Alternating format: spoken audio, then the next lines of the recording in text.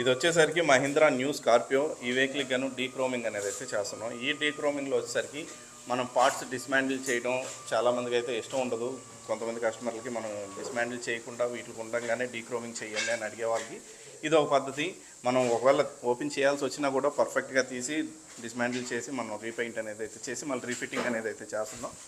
But మనకి ఇటువంటి ఏం వద్దు, దీనికి ఉంచే పర్ఫెక్ట్గా చేయండి అనే వాళ్ళకి మాత్రం ఇది ఒక ఆప్షన్.